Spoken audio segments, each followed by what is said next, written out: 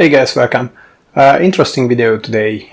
You might remember that series about creating your own security system. Now the first part and the second part is on the channel already, and you have probably watched it. If you haven't, then I suggest you to do anyway, because this is the third part of that series. What we will do today is preparing the software part of the central unit, which is based on a Raspberry Pi, if you remember. If this whole thing is new to you, then I especially suggest you to watch the first part where I explain the plans for this cheap do-it-yourself security system and all the hardware and the software parts and the plans I had in mind and so on. Okay, so just before we are going into the actual software, because today's video will be mostly about software. So a short status update. There are some parts still on the way from China, and it seems that if I'm lucky, this whole notification system will be based on GSM module, which means that it probably won't need a Wi-Fi or won't need internet connection. It will need a Wi-Fi, to be honest, because all the surveillance modules will still communicate on Wi-Fi, but in the end we will probably end up with a closed network where the central unit is a Wi-Fi access point in itself too, and all the surveillance units just connect to that one without relying on other home Wi-Fi or whatever you have. So this plan is going and taking its shape nicely, but again, I still have to wait a few parts, so unfortunately this won't be the last part of the video series. There will be another one to finalize the whole thing, and probably if I get suggestions from you or comments or whatever to make it much or even more better, then we can just do it too. Remember that I planned this as an open-ended project where we can just push this project towards not saying perfection, but you know, you get what I mean. Okay, so that's about this intro part, and now let's switch to my screen and let's start installing some software.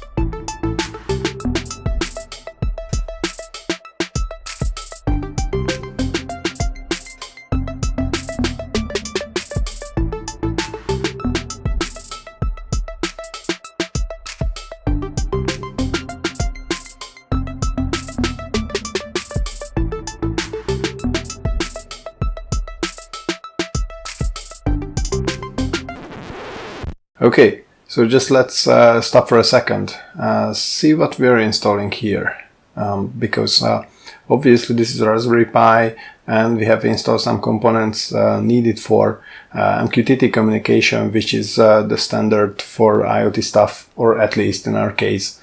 But what is this CertBot thing? If you know MQTT, you know that by default it's quite a fragile protocol, and by fragile I mean it's unencrypted and easy to hack, so you really don't want to have that in a security system. But instead you want encrypted communication, and this is where CertBot comes into the picture. For encrypted communication you need something called a security certificate, and this is, without going too much into details, something that enables both the server and the client to know each other, to to trust each other. And these certificates are not just created by someone, but by specific companies, third parties, organizations, whatever. These are called CA authorities or certificate authorities. And for you to have a working encrypted communication, it is important to have such a certificate.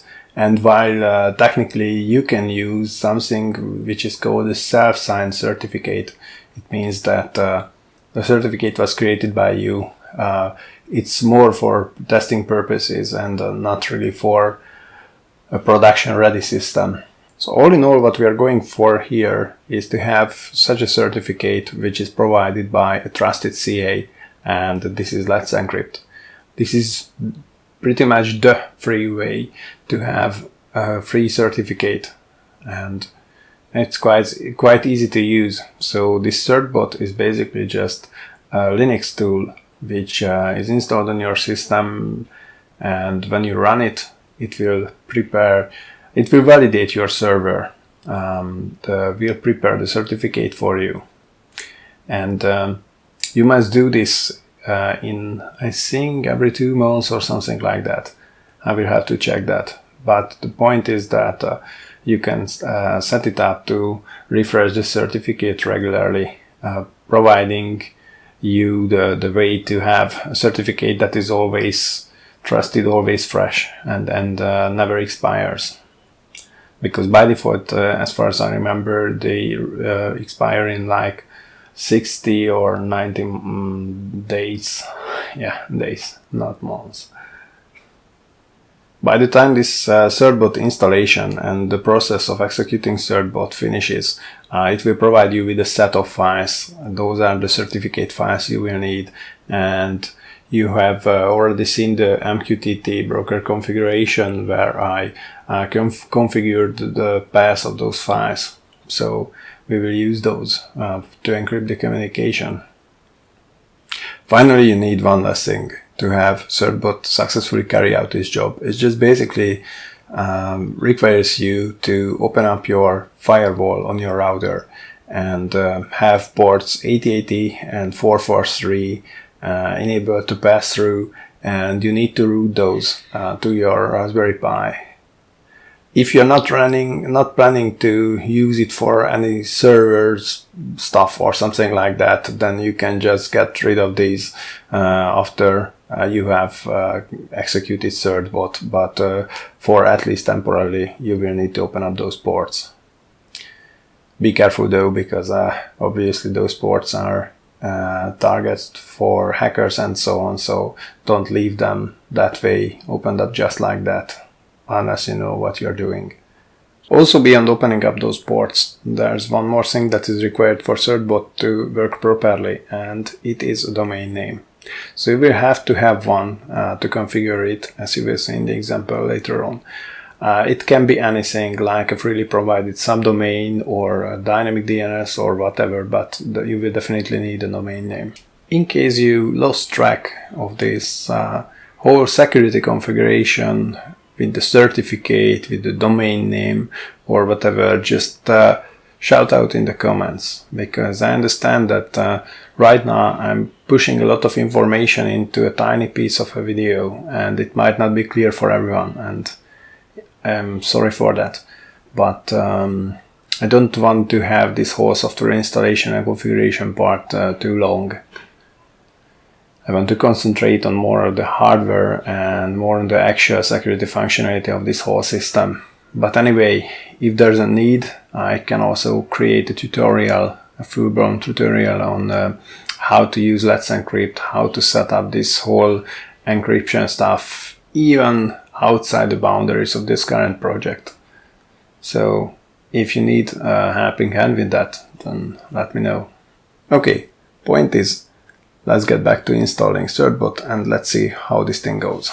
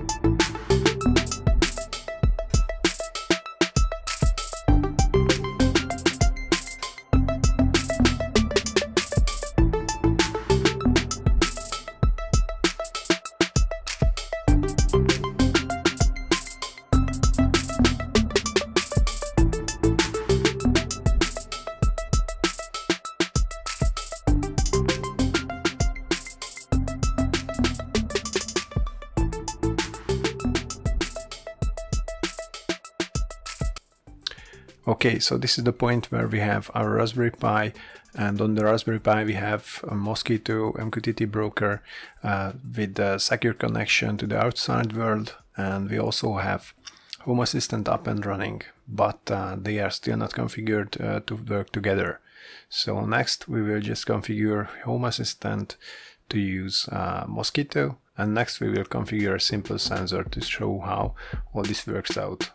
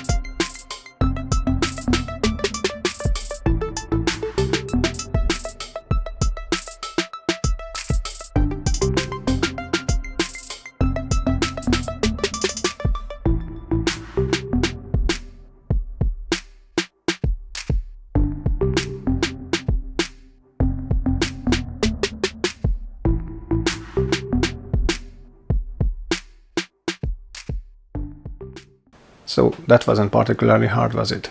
And now we have most of the central unit up and running, and we can start hooking up sensors to it. Hopefully by the time I do the next video in this series, remaining parts will arrive and we can start sending notifications to your mobile phone and stuff like that. So interesting times ahead. Anyway, thanks for watching this video, and if you like this video or the rest of the channel, please consider subscribing. And by the way, if you hit that bell icon near the subscribe button, then you will get notified when the next episode arrives.